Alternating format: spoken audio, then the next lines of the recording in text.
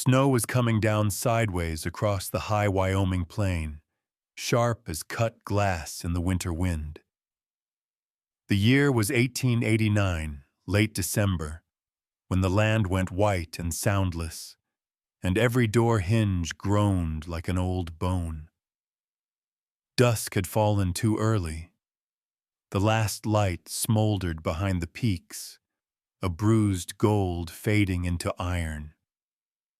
Out on the open yard of Silver Mesa Ranch, a woman moved through the storm as if the cold itself were a test she had already taken. Lila Hart pressed her shoulder into the wind, the hem of her patched coat snapping against her legs. One glove was wool, the other leather, both thin as faith. Her breath came in clouds that broke apart before they could rise. She carried a canvas satchel tight to her chest, as if warmth might still be hiding somewhere inside. Behind her, a one-eyed sheepdog trotted in silence, its fur crusted with frost, its good eye fixed on her heels. From the cookhouse ahead came the sound of men, rough laughter, boots shifting, the low creak of chairs. Smoke trailed from the chimney, heavy with the smell of burnt grease and pine. Lila stepped into that smell like someone crossing a border. The light from the open fire hit her face just as the laughter broke off. Burke Maddox, the ranch foreman, rose from a bench near the door. He was wide-shouldered, gray in the beard, suspicion sitting easy on his mouth. "You lost, ma'am?" he asked, voice dry as gravel. "No," she said. Her tone was steady, worn smooth by too many nights talking to no one. "Looking for work." He eyed her coat, her boots, the way her fingers gripped the strap. "This is a working outfit," he said, "not a place for strays or stories." "I'm neither." She met his stare without blinking. "But I can cook." The wind punched against the doorframe. Flakes swirled in behind her. The men looked on, some smirking, some just watching the frost melt off her lashes. Burke's jaw worked, chewing on the silence. "Got 30 men, 2 stoves, and no good meals in 2 days, he said at last. "You want the job, prove it by morning." Lila nodded once. "I'll need flour, salt, a clean towel." She paused. "And a little respect." That drew a grunt, half laugh, half doubt. "We'll see about that last one." Outside, the wind carried the sound of metal striking metal, a loose shingle beating time.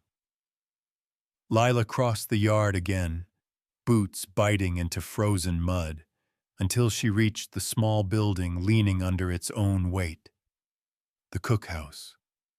She pushed the door open. The smell inside was worse. Grease gone sour, cold ashes, something like loneliness soaked into wood. The dog slipped in after her and circled twice before lying down by the wall. Lila hung her satchel on a nail and rolled up her sleeves. The skin on her hands was cracked from travel. Blood had dried in the creases. She struck a match, held it until her fingers burned, and touched the flame to the kindling stacked beneath the stove.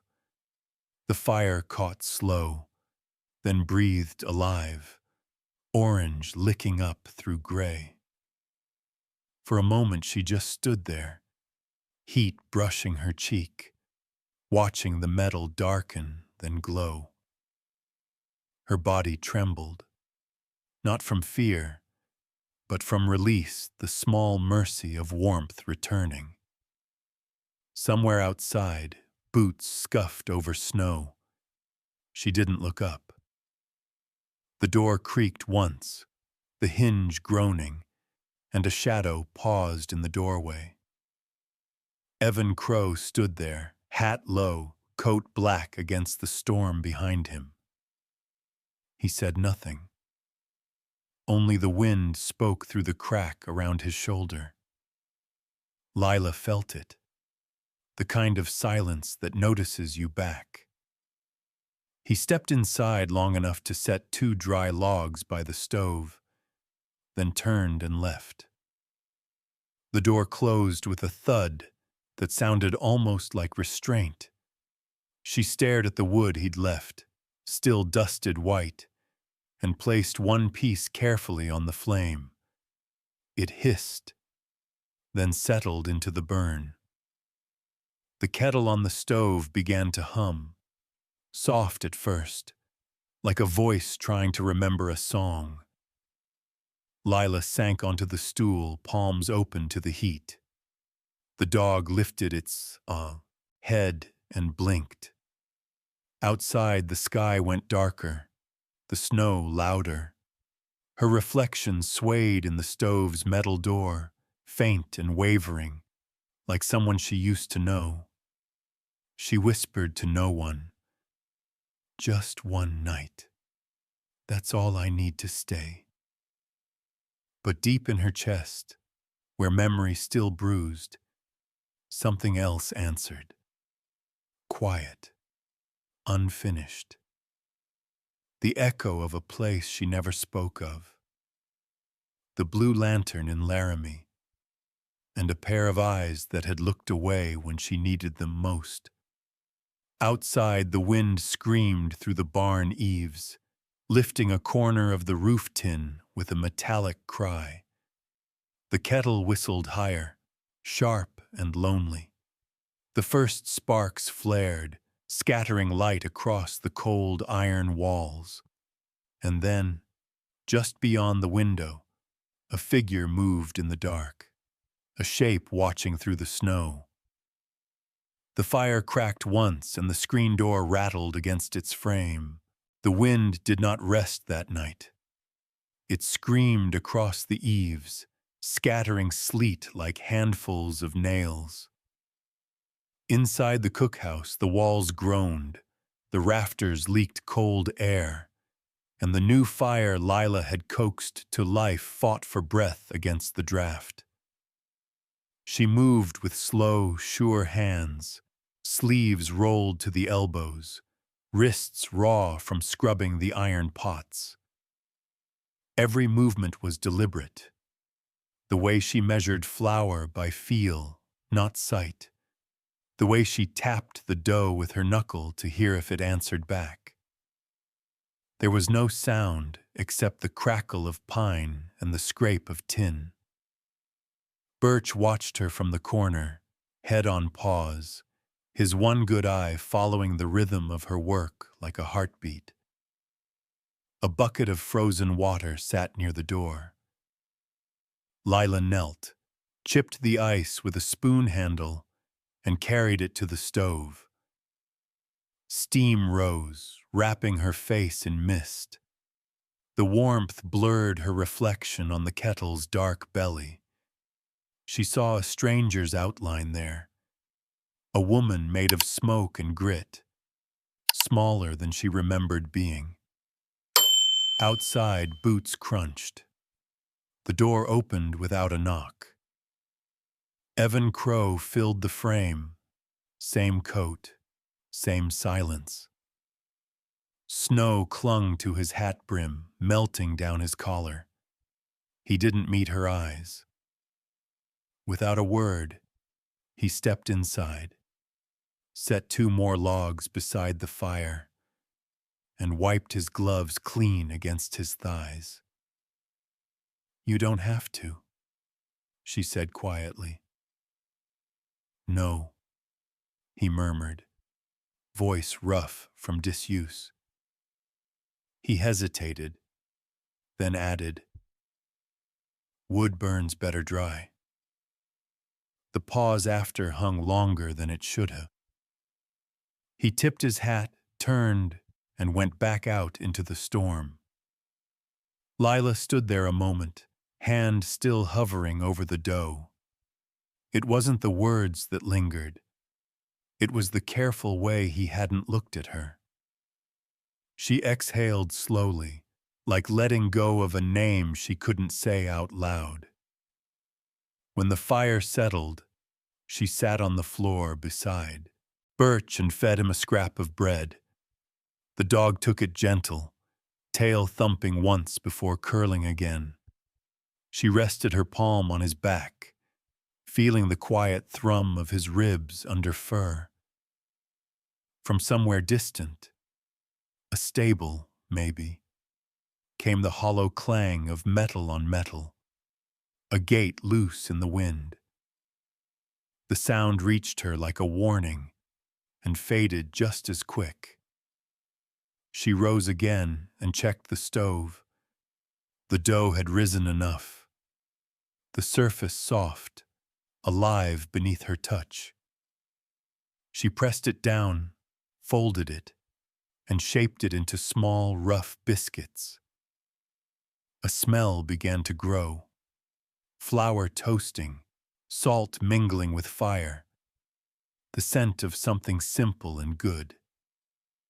Her mind drifted, uninvited, back to another kitchen, smaller, louder, filled with cigar smoke and laughter that never reached the eyes. The blue lantern.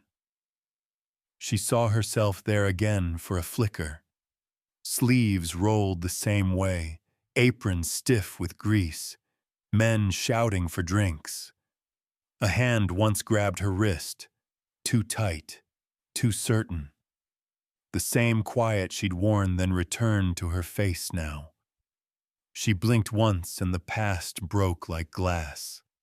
The fire spat. She leaned closer, breathed the heat in deep.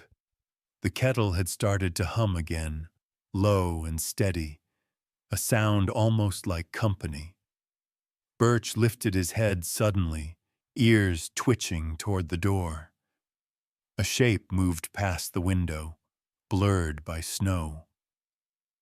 Not a man this time, just the shadow of the barn swaying under the gust. Still, the feeling it left behind stayed sharp, a sense of being watched, not unkindly, but known. She poured herself a tin cup of coffee, bitter and strong, the kind that burned twice going down. Her hand stilled on the mug as she looked toward the empty doorway. "Dry wood," she whispered, repeating his words. And for the first time since arriving, she smiled, small, half unsure, but real. The wind shifted. Somewhere out in the dark, horses stamped and snorted, restless in their pens. Lila closed the stove door, locking the heat inside. The hinges squealed, metal on metal, a sound that belonged to this place and no other. When she finally sat down, fatigue washed through her bones like thawed snow down a gully. She rested her head against the wall, eyes closing. The air smelled of pine smoke, bread, and the faint salt of her own sweat. Then, soft, almost lost beneath the howl of wind, came the sound of a match striking again. She opened her eyes. Through the thin crack of the window shutter, she saw the faint orange glow of another fire, someone lighting a lantern out on the porch. The flame flickered once, steadying in the storm. Its glow brushed the glass and vanished. She didn't move. The dog stirred, sighed, and went still again. The kettle whistled low, a promise of morning not yet earned, and Lila whispered to the dark, "Tomorrow, they'll taste what's worth keeping." Outside, snow pressed harder against the panes, whispering secrets she couldn't yet name. Morning came late, the kind that slips in pale and quiet, touching everything in shades of ash. The storm had passed, leaving the world half buried under drifts that gleamed dull silver. From the bunkhouse came the stir of men waking, boots thudding, coughs echoing, tin basins clanging in the washroom. Inside the cookhouse, the stove burned low but steady. Lila had been up before dawn, kneading what flour was left, coaxing the dough with the heel of her hand until it gave back like breath. She worked in rhythm with the kettle's hum, the dog's slow tail thump. Her fingers smelled of salt and smoke. When the door opened, the light hit her face and the room shifted. Cowboys filed in one by one, steam trailing from their coats. The cold came with them, a living thing, sharp and restless, but it didn't stay long. The scent of frying pork and strong coffee pulled the air back toward life. No one said good morning. They just found seats, the scrape of wood on wood filling the space where words should have been. Lila moved between them, silent as weather. She set down plates, ladled beans, poured coffee so black it looked like oil. Her hands didn't tremble once. Burke Maddox came in last. He paused by the door, taking in the sight of full plates and quiet men. A small shift came over his face, not quite approval, not disbelief either, just the look of a man reminded that the world could still surprise him.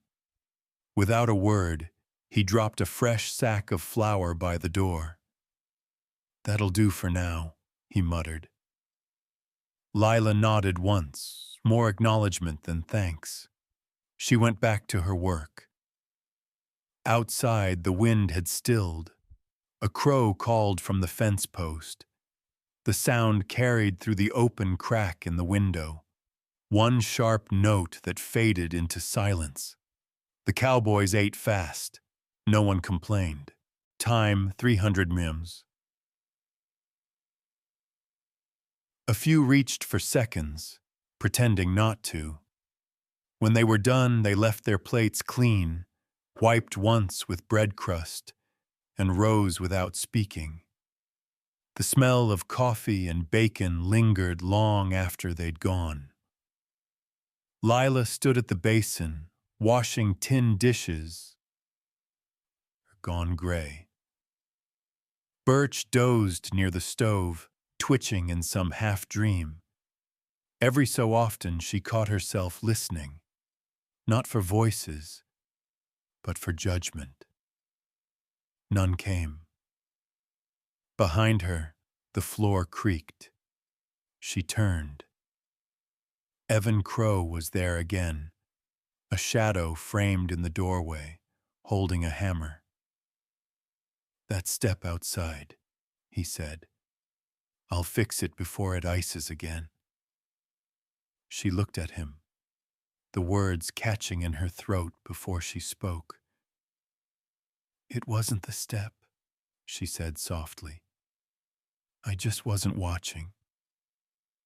He gave a faint smile, more in his eyes than his mouth. "Watch anyway." Then he knelt to work, shoulders bent under the morning light. Lila returned to her washing, but her pulse had shifted. The sound of his hammer, steady, measured, found its way into her rhythm. Two lives working side by side, not touching, but aware. When he finished, Evan stood and brushed sawdust from his hands. "You'll need more salt," he said, glancing at the shelves. "Supply wagon comes Thursday." "I'll make it last." He nodded, hesitated a beat longer than necessary, then turned to leave. The room felt different after he was gone. Not warmer, just less empty. Through the window, she saw the men out in the yard saddling their horses, the steam from their breath rising like ghosts. She wiped her hands on her apron and stepped outside. The cold bit through her sleeves, sharp and clean. Burke stood by the corral barking orders. When his eyes found her, he gave a curt nod. "Breakfast was solid," he said, voice rough. "You keep feeding 'em like that. You might just last the winter." "That's the plan," she said. He almost smiled. "Plans don't mean much out here, Miss Hart. Only the weather decides." She didn't answer. The air smelled of iron and pine, the sun barely warming the frost. When she turned back toward the cookhouse, Birch was waiting on the porch, tail wagging once before he settled again. She bent to scratch behind his ear. "We made it through the first morning," she whispered. "That's something." He blinked, slow and certain. Inside, the fire cracked, softer now, as if it understood her pace. The kettle began to sing again. Low, familiar, a voice repeating what it had said last night. "Keep going." Lila pulled the curtain aside to let in light. Dust swirled in the beam, bright and gold. Her eyes caught on something near the table, a ribbon of blue silk, caught on Birch's paw, frayed at one edge. She bent, picked it up between thumb and forefinger. It was cold to the touch, faintly scented of soap and wood smoke. The dog huffed once, almost a sigh. "Where'd you get this?" she murmured. He only blinked. She tied the ribbon around the handle of the pantry door, a small mark of color against all that gray. The knot held. Then, from somewhere far off, the faint jangle of a horse's bridle broke the quiet.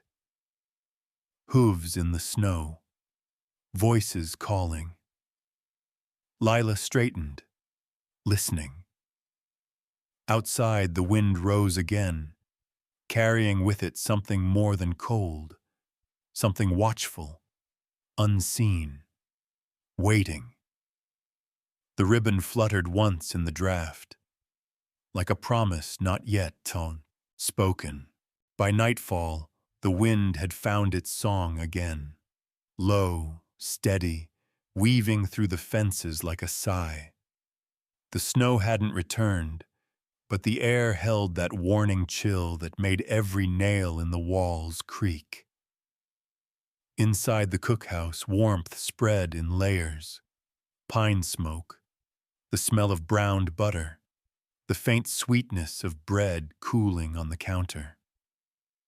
Lila moved slower now, not from weariness, but from something gentler, an ease she hadn't felt in years. Her sleeves were rolled, hair tied back, the blue ribbon Birch had brought now fastened around the pantry handle. It fluttered faintly whenever the door opened, a small pulse of color in the dim light. She was spooning stew into tin bowls when the latch turned. Evan Crow stepped in, shaking the cold off his shoulders. He carried a few sticks of kindling and set them near the stove without a word. His hands were raw, knuckles split from work. "You fix things for a living?" she asked, half teasing, half cautious. He glanced at her, that same flicker of humor passing behind his eyes. "Only what needs fixing." Their silence after was almost companionable, the kind that doesn't ache. She ladled another bowl, set it aside, and said, "You can have that one." He hesitated. "I didn't ask." "I didn't say you did." For the first time, he smiled. Not wide, not showy, just a quiet tilt of the mouth that changed his whole face. He sat by the door, ate without hurry, and when he was done, he carried his bowl to the basin. "You cook like you mean it," he said. Lila wiped her hands on a rag. "It's the only way I know." When he left, he tipped his hat to her again. That same brief motion that had begun to feel like a promise neither of them understood yet. The room settled after him. Birch rose, circled once, and lay back down. Outside, the night deepened. The moon hung pale above the barn, thin as a breath. Lila leaned against the counter, fingers pressed into the worn wood. For a moment, she let her thoughts drift to the man he reminded her of, or maybe the boy he once had been. A flash of memory broke through unbidden. The blue lantern in Laramie, the stink of whiskey, her wrist caught in a stranger's grip, and beyond that, another man. Quiet, standing in the doorway, watching but not moving, his eyes gray like a storm held back. She never forgot those eyes. The memory passed, leaving her heart unsteady. She shook her head, pushing the thought away. The fire popped, sending a spark onto the floor. She stamped it out gently with her boot and sighed. Birch raised his head, as if to ask. "Nothing," she murmured. "Just ghosts." A sudden knock broke the stillness. 3 soft taps against the door. Lila froze, ladle still in hand. Birch's ears pricked, tail stiff. No voice followed, just wind sliding along the walls. She crossed the room slowly, unlatched the door, and looked out. The yard was empty, moonlight stretching thin over the snow. Then her eyes dropped to the porch. A small wicker basket sat there, nearly buried in frost. Inside, 6 eggs, still warm from the nest, a pouch of cornmeal tied with string, and a folded cloth, rough but clean. No note. Her breath fogged in front of her as she knelt, fingertips brushing the rim. For a heartbeat, she thought she saw movement at the far end of the yard, a figure near the barn, tall, still, watching. But when she blinked, it was gone. The wind tugged at the basket's cloth, lifting its edge like a question. Lila gathered it up carefully, cradling the warmth against her chest. She closed the door behind her, the latch clicking soft as a sigh. The firelight touched her face, her cheeks flushed with color she hadn't known she missed. She set the basket on the table beside the ribbon, touched one of the eggs with her thumb. Steam curled faintly off the shell. Birch crept closer, sniffed, then leaned his head against her knee. Lila smiled, small, private, almost shy. "Guess someone believes I'll be here tomorrow," she whispered. She draped the clean cloth over the basket and sat down beside the stove. The hum of the kettle rose, blending with the soft groan of the rafters. Outside, the light in the barn flickered once, then out. For the first time since coming to Silver Mesa, the night didn't feel like something to survive. It felt like something that might let her stay. But before sleep came, she turned toward the window, unable to stop herself. The yard lay empty under the moon. Still, a single lantern hung on the far post of the porch, swinging in the breeze, a faint golden eye against the dark. Her heart thudded once, heavy and unsure. Then the kettle whistled, sharp and sudden, as if the room itself needed to breathe again. Lila rose, poured the water into a cup, and let the steam warm her face. She didn't look outside again. She didn't need to. The light would still be there till morning. The next morning broke pale and soundless. A thin skin of frost glazed the yard, catching what little light crept over the ridge. Smoke drifted from the barn chimney, curling slow, like someone had taught it patience. Inside the cookhouse, the air still carried the night's warmth. The basket sat on the table where she'd left it, covered by its folded cloth. Lila stood before it, sleeves rolled, her breath steady but shallow. She hadn't touched it since last night, though she'd woken twice, half afraid it would be gone by morning. She lifted the cloth now, slow as prayer. The eggs glowed faintly in the dawn light, brown and perfect, each one holding a kind of quiet promise. She cupped one in her palm, thumb tracing its curve, still warm. Birch rose from his spot by the stove, tail sweeping the floor. Lila looked down at him and smiled. Real this time, not just the kind that covers loneliness. "Guess it wasn't a dream," she said. The dog blinked up at her, as if to say he'd known that all along. She cracked the first egg into a tin bowl. The yolk caught the firelight, golden as late summer. One by one she mixed them with the cornmeal, salt, a trickle of water from the barrel, and a handful of hope she didn't name. The scent of frying batter filled the room, soft and sweet, wrapping around her like a memory that didn't hurt anymore. When the men filed in for breakfast, they found the table already set, biscuits stacked, eggs sizzling, coffee thick enough to chew.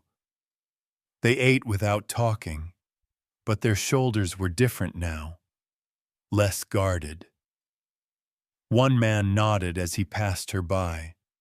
Another left his plate near the sink instead of the door. It wasn't thanks, but it was close enough. Burke Maddox stopped in the doorway on his way out, adjusting his hat against the morning glare. "Whoever sent those eggs," he said, nodding toward the basket, "tell 'em they did good."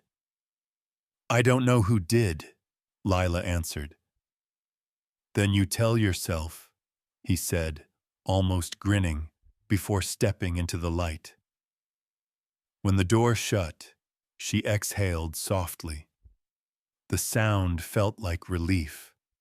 She wiped her hands on her apron, folded the cloth, and set the empty shells aside. Outside, the snow was melting in slow veins along the dirt path, exposing the ground like a scar healing open. The world smelled different: damp wood, thawing earth, and the faint sweetness of smoke. She carried a tin of coffee to the window and stood there a long time. The barn sat quiet in the distance, its roof gleaming with dew. For a moment, she thought she saw movement, a figure near the corral, bending over a saddle. The shape was too far to name, but she knew the way his shoulders carried silence. Her chest tightened, not with fear, not quite with longing, Just that strange middle ground where kindness can still surprise you. Birch barked once, low. "It's all right," she said. "He means no harm." The words slipped out before she could stop them. She didn't even know if they were true, only that she wanted them to be. Later, when the dishes were clean and the fire banked low, she took the ribbon from the pantry door and retied it to the basket's handle. The blue against the pale wicker looked like sky trying to return. She traced the knot once, then set the basket back on the stoop outside, empty but waiting, an answer without words.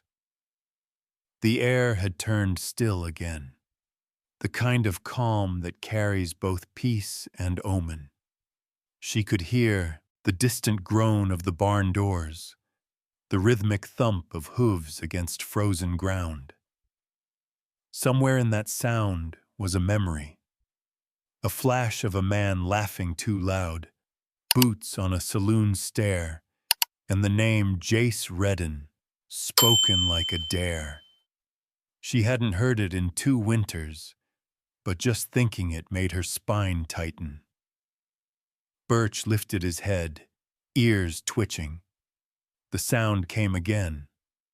Hooves, closer now, the easy swagger of a horse that didn't know trouble from pride.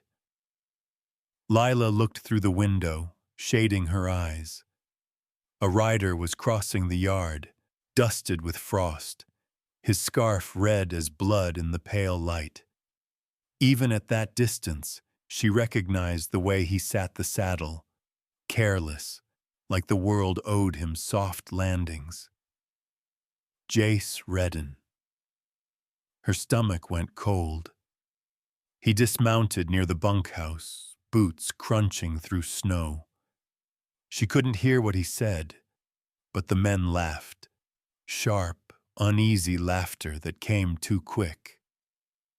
Lila turned from the window, hands gripping the edge of the counter. The coffee trembled in her cup, dark ripples catching the firelight. "Not now," she whispered. "Not here." But the sound of that laughter followed the wind through the cracks in the walls, curling into the corners of her quiet room. Outside, the horses stirred, and a crow took flight from the fence post, crying once before it vanished into the white. The ribbon on the basket fluttered once, then went still. By noon, the sun had turned brittle, pale as bone against the snowfields. The air cut clean through wool and skin, that sharp, dry cold that made men meaner than they meant to Bafsu. From the cookhouse, Lila watched through the small window as Jace Redden leaned against the hitching rail, his grin wide, his voice too loud. The men clustered near him, coffee cups steaming, laughter rising in uneven bursts. She knew that rhythm, she'd heard it before, in saloons, in back rooms, in places where a woman's name could turn to smoke with a careless mouth. Inside, she stirred the pot of beans, trying to quiet the tremor that had crept into her hands. The room felt smaller than it had yesterday, as if the air itself had gone brittle. Birch lay near the stove, his head on his paws, eyes flicking between her and the door. The door opened without a knock. Burke Maddox entered, stomping snow from his boots. He took in her face, the stiff set of her shoulders, and frowned. "You all right?" "I'm fine," she said. Her voice came out calm, but the word tasted of iron. Burke watched her for a beat, then nodded toward the window. "That one, Redden. He's trouble with teeth. Don't feed it." "I've learned not to," she said, turning back to the stove. He grunted, the sound somewhere between warning and pity. Men talk, he muttered. Don't listen. Then he left, closing the door behind him. But she did listen. You can't help it when the wind carries your own name. Through the wall came Jace's voice, rough and too easy. Blue Lantern, Laramie. Yeah, that's her. Used to work the back kitchen, sometimes the back stairs. The laugh that followed was uglier than the words. Lila's hand tightened on the spoon until her knuckles went white. The beans hissed where she'd pressed too hard. She set the spoon down slowly, breathing through her nose until the burn behind her eyes eased.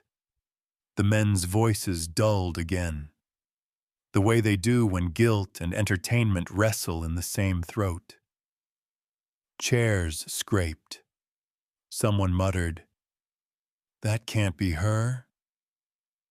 Another chuckled. "Don't matter none. Ain't like we're saints." When they came in for lunch, their boots brought the cold with them. But it wasn't the same cold as before. It had an edge now. They avoided her eyes.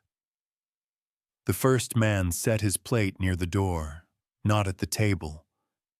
Another mumbled a thanks he didn't mean. Lila kept her face still, her voice steady. Eat before it freezes. They obeyed, silent, cautious, like men sitting too close to a storm. The smell of beans filled the room, heavy, metallic, the scent of duty, not welcome. When the meal was done, she gathered the dishes alone. The scrape of tin on tin was louder than their boots leaving. Even Birch didn't move. She stood a long while at the basin, hands deep in soapy water gone cold, staring at the window. Her reflection stared back. Calm, tired, too proud to tremble. Outside, the sky was turning gray again, wind dragging its claws along the barn roof. One of the younger hands, a boy not older than 16, lingered near the porch. He caught her eye through the glass and looked away fast, shame flooding his face. It wasn't his guilt she saw. It was the echo of her own. When the last of the men had gone, the yard fell quiet. Only the creak of the sign chain against the post broke the silence. She pressed her hands to the table's edge until the ache steadied her breathing. She'd lived through worse. Words couldn't bruise what had already scarred. But still, something inside her folded. The small, fragile thing that had started to bloom from the gift of those eggs. Birch whined low, as if sensing what she wouldn't say. "It's all right," she whispered. "They'll tire of it. They always do." She reached for the window latch to let in air, but the cold that entered carried something else, a faint smell of kerosene and wood sap. She frowned, leaning out slightly.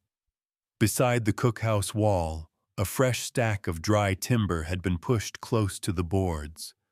For convenience. A careless thing. Or maybe not careless at all.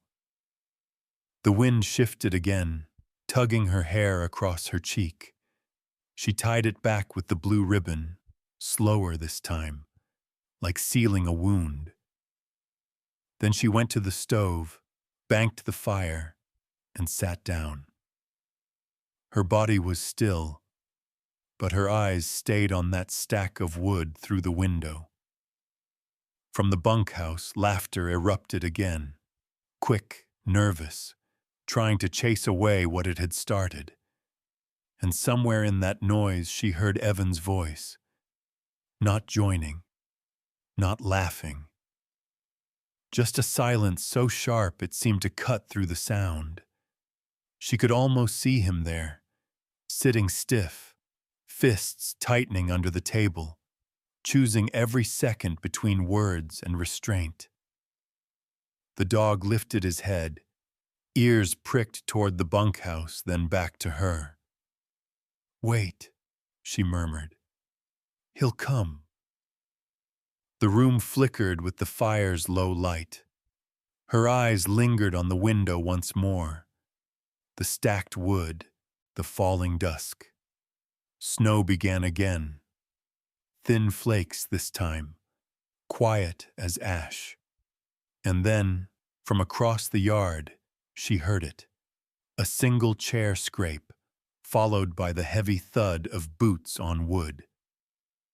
Evan was standing. The sound stilled everything. The fire, the wind, even her breath. She didn't move. Not yet. The yard had gone quiet, but not peaceful. Snow fell in slow threads, catching light from the lanterns hung along the bunkhouse rail. The men sat crowded inside, shoulders tight, laughter dying out as the weight of what had been said turned to smoke. No one wanted to breathe. Evan Crow stood apart, near the window, one hand braced on the sill. His jaw worked, the muscle jumping as he listened to Jace Redden's voice roll on, lazy, cruel, like a man who'd never learned the cost of words. "She was there, I tell you," Jace was saying, leaning back in his chair. "Blue Lantern girl. Knew her face soon as she walked in with that holier look. You think she just cooked? Hell, they all say that." The others laughed, not sure if they should. Evan's knuckles whitened around the cup in his hand. He had held his tongue before, held it too many times, and each silence still burned. Burke looked up from his cot, reading the air. "That's enough, Redden," he warned. But Jace only smirked, eyes gleaming with the thrill of the attention. "Man can't change what's true." Evan moved before he thought. The chair scraped hard against the floor as he stood, the sound sharp as a shot. The room fell still. He crossed the space in 3 strides. Jace rose half an inch, confusion flashing in his eyes. Then Evan's fist landed square against his jaw. The crack of it echoed against the low ceiling. Jace stumbled back, hit the table, and went down hard. Blood spattered the floorboards. "What the hell?" someone started, but Evan didn't let them finish. He stood over Jace, chest heaving, breath clouding in the lantern light. "You don't know her," he said, voice steady but shaking underneath. "You don't speak her name." No one moved. The only sound was Jace's groan and the faint drip of melted snow from Evan's coat. Burke rose slowly, eyes on Evan. "That's enough," he said again, quieter this time, as if he knew words could still salvage the moment. Evan stepped back, jaw tight, the fire in him still climbing his throat. He turned, left the bunkhouse, and walked out into the night. The cold hit him hard, sharp as guilt. He stopped at the edge of the yard, the world spinning with breath and frost. The barn lamps swayed in the wind, throwing broken light over the snow. His hand throbbed where it had met Jace's face. He flexed it once, then again, the pain anchoring him. From the cookhouse, faint light spilled onto the ground. She'd seen. Lila stood just inside the door, one hand gripping the frame, eyes wide but unreadable. The fire behind her flickered, painting gold on her cheek, on the ribbon at her wrist. Evan froze. For a heartbeat, neither spoke. The air between them was raw, trembling with everything unspoken. The words he'd thrown, the years he'd been too late to say them. Then she moved first. Her gaze dropped to his hand, the torn skin over his knuckles. "You didn't have to," she said quietly. "Didn't I?" His voice came rough. She shook her head. "Men fight to prove they care. It only proves they're angry." Evan's breath hitched, the truth of it cutting deeper than he wanted to show. "I'm not angry at them," he said. "Then at who?" He looked away, level moderate. "Myself." For a long second, neither moved. The fire behind her popped, sending sparks toward the window. The smell of smoke deepened. "I've lived through worse words," she said at last. "They can't burn what's already ash." "Maybe not," he said, eyes lifting to meet hers. "But I can still put out the fire." Something flickered behind her then. An ember from the stove catching the edge of a rag left too close. She turned just as the flame licked upward, small but hungry. Evan saw it too. "Lila!" She grabbed the rag, smothered it fast, pressing it under the kettle. The smell of scorched cloth filled the room, sharp and bitter. When she straightened, her eyes were wet, not from tears, but from smoke and the heat of a moment too near. Evan stepped back, guilt and fear tangling in his chest. "I didn't mean—" "I know," she said, cutting him off softly. Outside, the wind shifted north, hard and sudden. Snow gusted through the open door, swirling around his boots. He looked once more at her, the firelight trembling between them, then turned and walked into the night without another word. Lila watched until his shape dissolved into white. The flame on the stove hissed low, then stilled. Birch nosed her hand, whining. She looked down, stroked his head, but her eyes stayed on the window. Beyond the glass, a red spark glowed near the stack of wood leaning against the cookhouse wall. Small, unnoticed, breathing slow. The wind roared once, scattering snow across the yard, and that ember blinked brighter, then vanished into the dark. The night came down heavy and strange. The air carried no snow now, just a stillness that felt wrong, like the land was holding its breath. From the ridge, the moon hung low, dull behind a veil of haze. The bunkhouse lamps were out, and the only light left in the yard came from the small window of the cookhouse, its glow pulsing against the dark like a heartbeat. Inside, Lila had fallen asleep where she sat, head resting against her arm on the table. Birch slept at her feet, twitching in dreams, his tail brushing the cold floorboards. The stove's fire had dimmed to a soft orange coil, but its heat still held the room together. Outside, the wind turned north. It came sudden, bending the barn doors, hissing through the gaps in the boards. The ember near the stacked firewood stirred, blinked alive and caught on the corner of a burlap sack. For a long while, nothing happened. Just a thread of smoke, pale and uncertain. Then a lick of flame found sap, found pitch, and bloomed. It moved quick, whispering before it roared.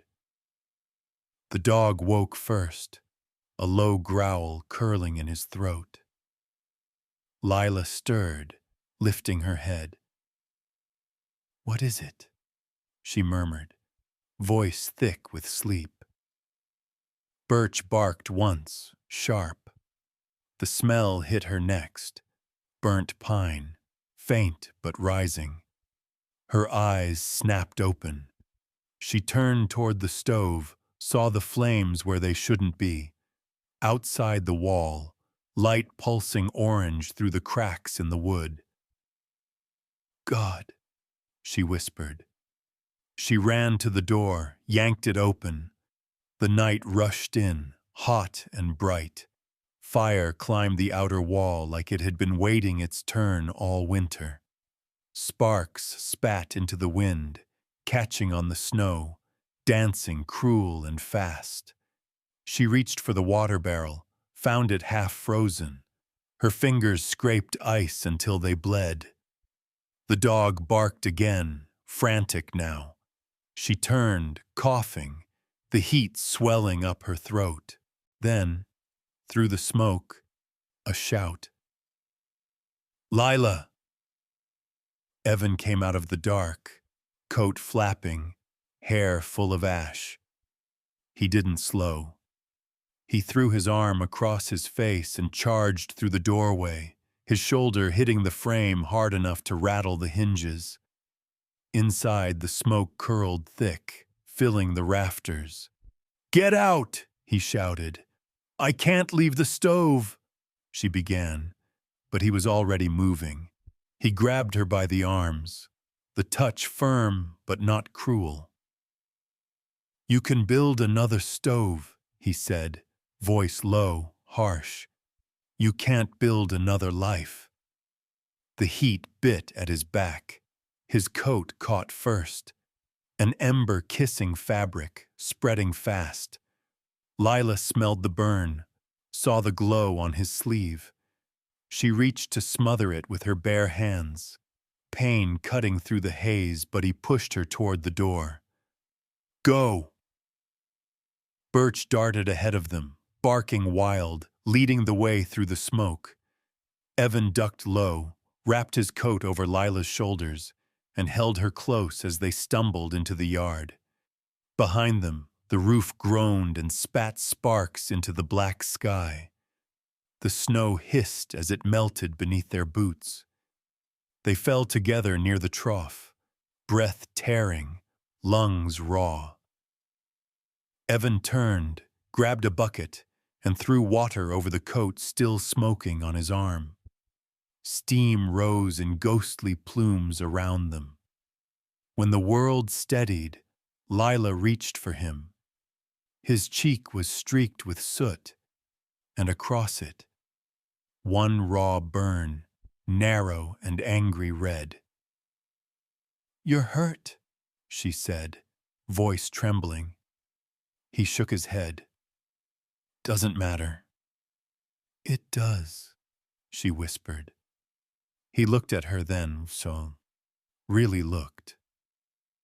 Through the haze, her face glowed soft with reflected firelight, eyes wide, shining not with fear, but with something older, recognition. For a moment, neither spoke. Behind them, the roof caved in, the sound deep, final, like a heart breaking and closing at once. Flames shot high, painting the snow gold and violent. The men were running from the bunkhouse now, shouting orders, hauling buckets, axes, rope. Burke's voice cracked through the chaos. "Crow, what happened?" Evan didn't answer. He just stood there, chest heaving, coat hanging in tatters. His gaze never left Lila. She turned toward the fire, watched the beams collapse inward, her home for these few fragile weeks burning into memory. Then she looked back at him. In that gaze there was no judgment, no question, only the quiet understanding of two people who had already survived worse than flame. He reached out, hesitated, and brushed soot from her cheek. The gesture was clumsy, almost reverent. She didn't flinch. "Thank you," she said softly. He started to speak but stopped, swallowing the words. Above them, snow began to fall again. Thin, delicate flakes melting on their faces, turning the smoke to steam. The fire hissed under it, still fighting but losing slowly, like anger running out of breath. In the distance, a horse neighed, frightened, but the sound faded beneath the crackle of dying flame. Evan stepped closer, his voice rough and low. "I didn't stand up for you once. Not back then." Lila's eyes lifted to his. "You did tonight." He nodded, gaze falling to the ground. "Too late." "Not for this," she said. A gust of wind tore through, scattering ash like black snow. It clung to their hair, their clothes, their hands. And for the first time since the storm began days ago, the air smelled not of cold, but of earth and smoke, alive and forgiven.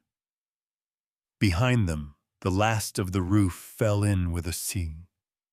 The fire dimmed, leaving only glowing coals, red as heartbeats fading slow. Birch barked once, low and steady, then settled beside Lila, pressing against her leg. She leaned down, running her fingers through his soot-streaked fur.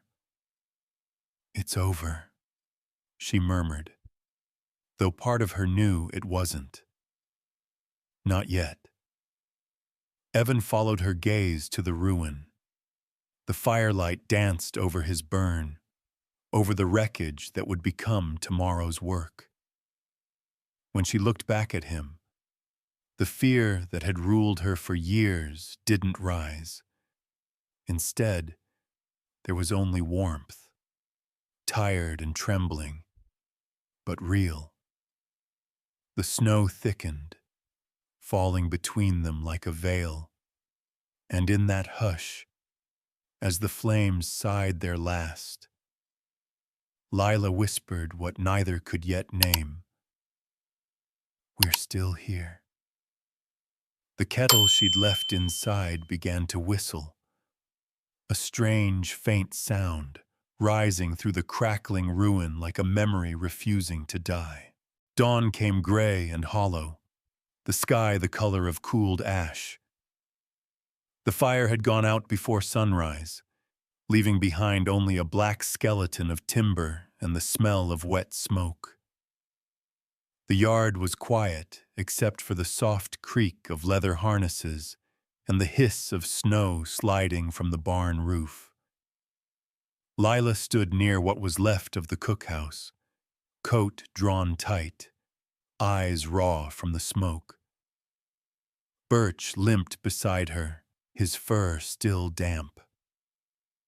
The men moved around them in slow silence, hauling buckets, stamping out the last glow of embers. No one spoke of blame. No one asked. It was just the way ranches healed, through work. She turned toward the field where Evan Crow was splitting wood. His right cheek was blistered in a line from jaw to ear, pink and raw. Each swing of the axe came clean, even, unhurried. The steam, his breath rose like ghosts. When he saw her, he stopped. The axe hung in his hand, blade buried in the block. "You should rest," she said. Her voice sounded smaller than she meant it to. He shrugged. "Work keeps the cold off." "The doctor looked at you?" He shook his head. "Didn't need to. Seen worse." Lila stepped closer, the snow crunching under her boots. The smell of sap clung to him, sharp and real. "Why did you come for me?" she asked. He stared past her at the smoking ruin. "Didn't think about it," he said after a while. "Just moved." "That's not an answer." He let out a breath. "No, it's the only one I've got." The silence stretched between them, long enough for the wind to shift. It carried with it the faint metallic scent of the stove's ashes. Finally he said, "I owe you truth, if nothing else." She waited. He looked up, meeting her eyes for the first time since the night before. "My name's Evan Crow," he said quietly. "My father owns Silver Mesa, the land, the cattle, everything we stand on." She blinked once, twice as the words settled. "The owner's son." "I asked him not to tell," he went on. "Didn't want to be given work I didn't earn. I wanted to be different from him." Lila's throat tightened. "So all this time you've been watching me from behind a name that wasn't yours." He took a step closer, the snow softening under his boots. "I didn't lie," he said. "I just didn't lead with a name that never fed a horse or fixed a roof." Her jaw trembled once, not from cold. "You think names don't matter? They do when you've had to live without one people respect." "I know." His voice softened. "That's why I didn't want mine to be the reason you—" He stopped, searching for the right word, then gave up. "You deserved someone honest. I wasn't." For a long time, the only sound was wind brushing against charred wood. The smell of the burnt walls mixed with the faint sweetness of broth from the pot she had salvaged, her only rescue from the fire. She turned away from him, ladled soup into a bowl, and set it on the table they'd dragged from the wreckage. "It's hotter than before," she said, "but it cools fast." He didn't move for Bahun a moment. Then he sat down, shoulders heavy. He took the spoon in his burned hand, wincing as the metal touched skin. He tasted it. The steam curled up, fogging his eyes. "So do most things worth waiting for," he said. Her breath caught. Something inside her, the anger, the ache, the trust she thought she'd buried, shifted. Not gone, but gentler. Evan set the spoon down. "I can fix the walls," he said. "The roof, the stove, everything we lost." "You can't fix what fire takes," she whispered. "I can build something new." She looked at him then, really looked. The burn, the hands, the steadiness. His words weren't grand. They were tired, but true. Behind them, Burke called to the men to saddle up for town, his voice cutting through the stillness. Lila didn't move. She folded her arms across her chest, feeling the heat of the soup against her skin, the way it faded too quickly. "You saved my life," she said finally. "But that doesn't mean I owe you anything." "I know. It also doesn't mean you get to disappear behind some story of honor. I'm not a sin you can fix." Evan nodded once, his expression unreadable. "Didn't save you to fix anything. I just didn't want to be the man who stood still again." The words landed between them like something fragile but solid. Snow began to fall again, soft, slow flakes, settling on the black ruin where the fire had been. The air smelled cleaner now. Lila turned back toward the stove, stirred the pot once more. The steam curled around her, the same warmth as the first night, but older, sadder. "You should eat," she said quietly. He didn't answer. When she looked back, he was gone, his footprints already filling with snow. Lila stood alone in the smoke-thinned morning, the spoon still in her hand, the bowl untouched. Behind her, the dog gave a low whine. "I know," she murmured, eyes on the empty yard. "He'll come back. Men like him always do, when they've decided what kind of man they want to be." The wind shifted, carrying a faint sound, hammer on wood, steady and distant. She turned toward it, and a small, sad smile crossed her lips. The sound meant he hadn't gone far. The next morning rose pale and uncertain, the kind of dawn that didn't promise much, just a long stretch of sky caught between frost and forgiveness. The smoke had thinned, leaving a faint gray thread over the hills. The wind carried the smell of pine and damp earth, clean again after the burn. Lila Hart stood inside what used to be the cookhouse. The floorboards were cold under her boots, wet in patches where snow melt had seeped through the cracks. On the makeshift table sat her mother's old recipe book, the one with edges singed and pages warped from heat. She ran her fingers over the cover, feeling the roughness, the scars. Her hands moved without thinking, folding her spare apron, tying her scarf, tucking the little notebook beneath her arm. Birch watched from the doorway, one ear lifted, tail low, sensing what she hadn't said aloud. Outside, the sun pressed weak gold across the snow. Evan's hammering echoed from somewhere beyond the barn, steady and patient, the rhythm of a man trying to make amends in wood and nail. She closed her eyes at the sound, let it settle over her chest like a heartbeat she no longer needed to follow. She picked up the bent nail that had always served as her key, the one she hung by the stove when she first arrived. She turned it in her hand once, twice, then hooked it back onto the beam by the door. Some things didn't need to be taken to be kept.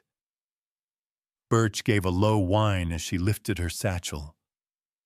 "Come on, boy," she said softly. "We've got enough left in us to find somewhere that fits." They crossed the yard in silence. The men had already gone to the pastures. Only the wind was there to witness her leaving.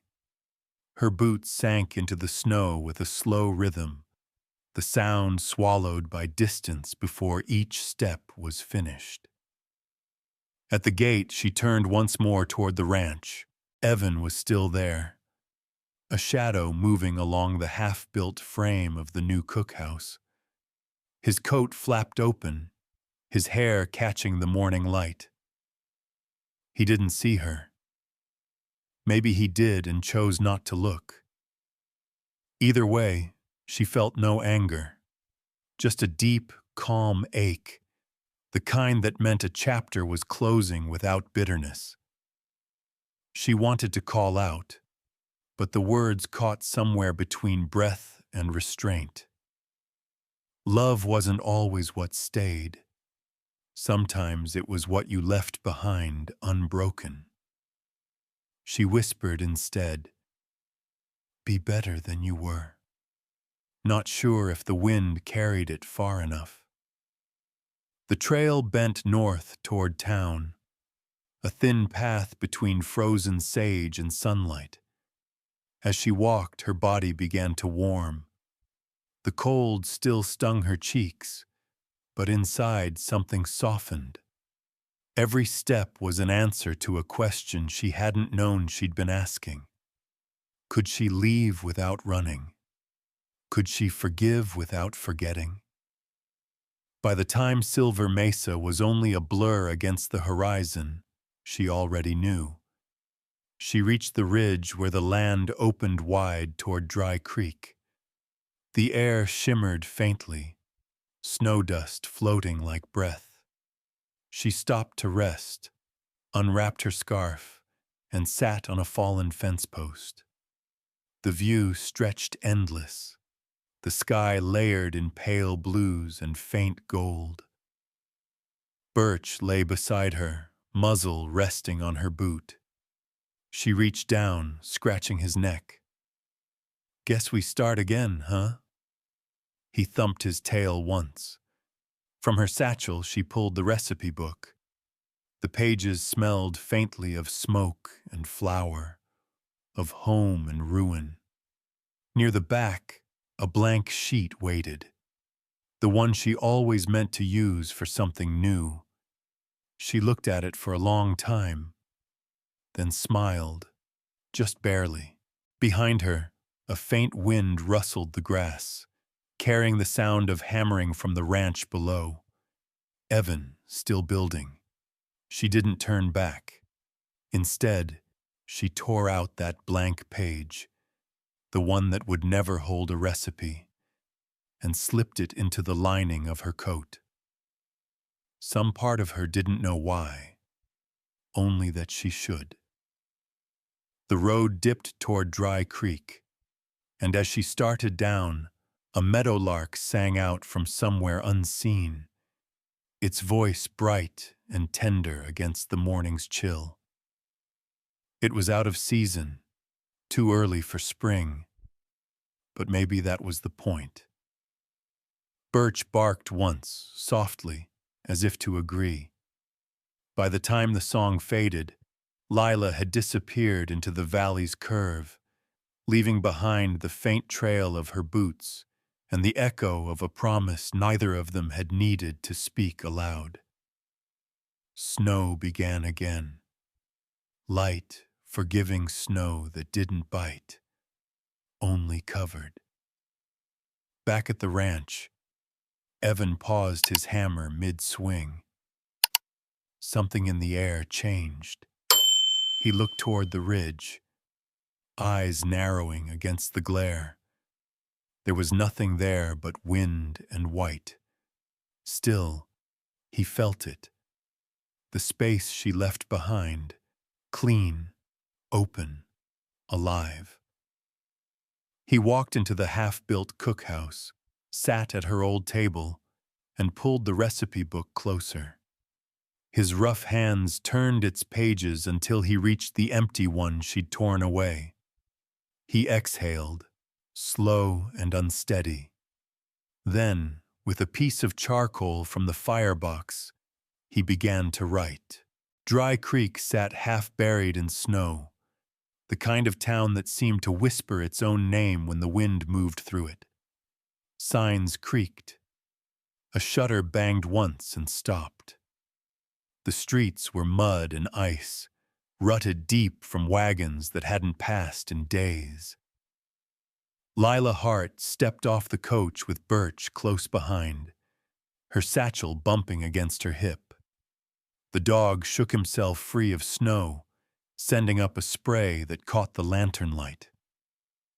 Above them, the sky glowed pale blue-gray, the color of steel just before dawn. The boarding house was small, 2 stories of weathered pine, its windows fogged with the breath of the few travelers still waiting out the winter.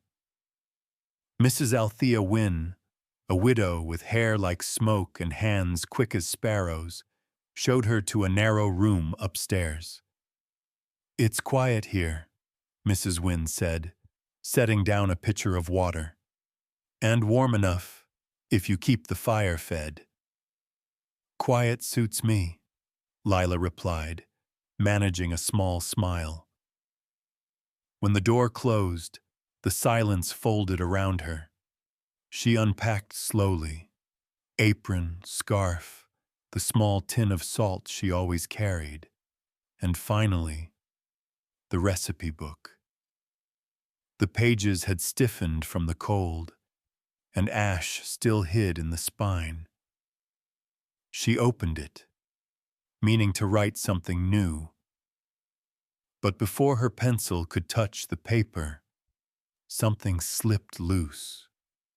A folded page, rough and dark with smudges. Her breath caught. She hadn't noticed it when she packed. It was the blank sheet she'd torn out on the ridge. Only it wasn't blank anymore. She sat on the edge of the bed, heart thudding slow. The handwriting was heavy, uneven, as though written by a man not used to saying much. If a thread could be wound again, I'd tie it back to that night you stood alone in the firelight. You didn't flinch. I did. I've thought of that every day since. When you stepped into my fire, it was the first time I felt warm. E.C. The room went still. The only sound was the soft hum of the stove and Birch's tail sweeping the floor. Lila pressed the paper against her chest. The heat from her body warmed it, creasing the charcoal words. She didn't cry. The tears had burned out long ago, somewhere between the blue lantern and the winter road. But something inside her, something small and folded tight, opened like a hand unclenching. Outside, wind howled through the eaves, rattling the panes. It sounded wild, but not cruel. She rose, walked to the window. Dry creek stretched quiet below. Smoke rising from the smithy, from the bakery, from every house that still believed in morning. Birch came to her side. She knelt, scratching behind his ears. "Guess he found his voice after all," she murmured. The dog's ears flicked toward the glass, as if he heard something she couldn't. And maybe he did. Lila laid the letter back into the book, careful, like placing something alive. Then she opened to a new page. At the top she wrote, "Cornbread without sugar. Again. For a place of our own." Her hand paused. The pencil trembled, then steadied. Below she added, "Home is not what you build. It's who brings you water when the fire goes out." The light in the room deepened as the day leaned toward dusk. She lit the oil lamp and poured herself a cup of tea that smelled faintly of mint and smoke. The warmth filled her throat, then her chest. Birch lifted his head, ears twitching. From far outside, faint but clear, came the call of a meadowlark. Too early for the season, too bright for the cold. Lila smiled into the quiet. "That fool bird again," she said softly. "Doesn't know it's still winter." She closed the book, ran her thumb along its edge. "Maybe spring's just waiting for us to believe it." The kettle hissed on the stove, the same soft whistle as the one that had survived the fire. The sound filled the little room like a heartbeat returned. Downstairs, a door opened and shut, letting in a gust of wind that carried wood smoke and horses. Footsteps on the stairs, heavy, uncertain, stopped at the hall. Birch's ears perked, but Lila didn't move. She only looked at the letter again, smiled faintly, and whispered to no one in particular, "Not yet. Some things take time to cool before they can be held." The footsteps faded. The room settled back into its soft hush.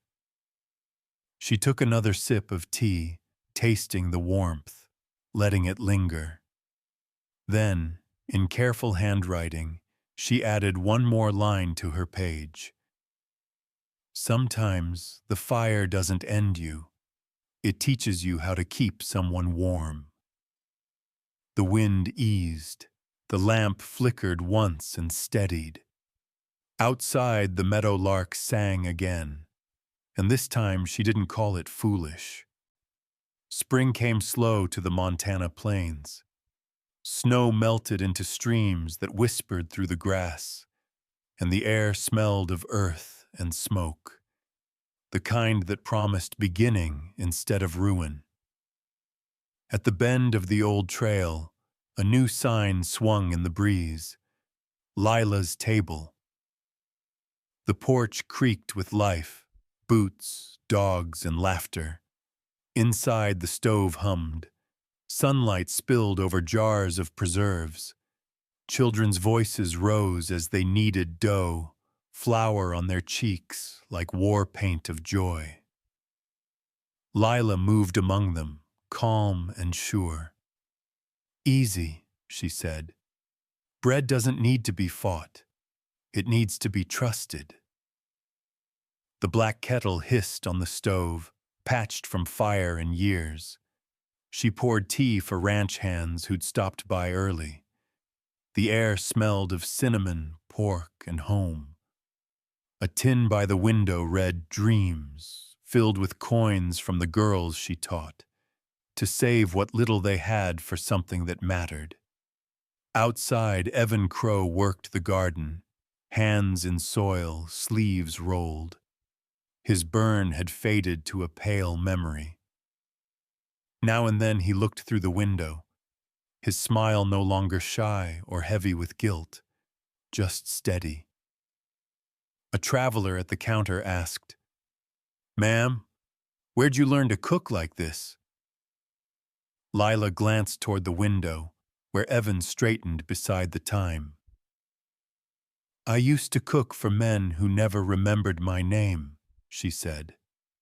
"Now I cook for one who looks me in the eye." When the door shut behind him, quiet returned, the peace of people who'd fought their storms and found the calm after. Evan stepped inside, brushing dirt from his palms. "You ready?" he asked. "For what?" "Time 400 nems." He smiled. "You'll see." He led her to the back meadow, where a crooked oak bloomed white. 2 witnesses waited, Mrs. Wynne and old Burke Maddox. The air smelled of wild mint and morning sun. Their vows were short, voices steady. When it ended, Evan reached into his pocket and drew a handkerchief. Plain cotton, edges frayed, one word stitched in red: "Forgiven." He tied it around her wrist, his fingers trembling just once. "You kept it?" she whispered. "No," he said. "I made it again." She looked up at him, eyes bright as spring water. "Thank you." He shook his head. "No, thank you, for staying when I gave you every reason not to." The wind swept through the meadow, carrying the meadowlark's song. When they turned back, the sign above the porch swayed softly. Inside, the kettle whistled, low, warm, familiar. Lila smiled, resting her hand over Evan's. "Still sings," she said. He leaned close. "So do we."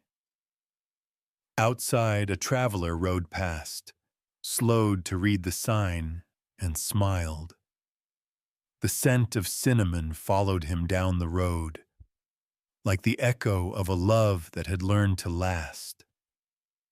Out here on the wide plains, where winter once howled and hearts had to learn how to bend without breaking, love found its quiet home.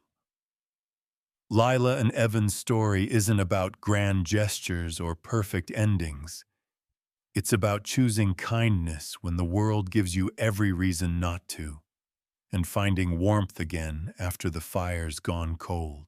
If you've ever loved someone through silence, or forgiven someone who once turned away, then you already understand what Lila's table stands for. A place where time slows, coffee stays warm, and every soul has a seat. Thank you for riding with us through this tale of second chances and simple grace. If their journey touched your heart, please take a moment to give this story a like, subscribe to our channel, and share it with someone who still believes in the quiet power of love. We'd love to hear from you. Tell us in the comments what part spoke to you most, or a memory this story brought back. Until next time, may your evenings be peaceful, your fire steady, and your heart, like Lila's, forever warm. This is Wild West Love Stories, where every ending is a beginning.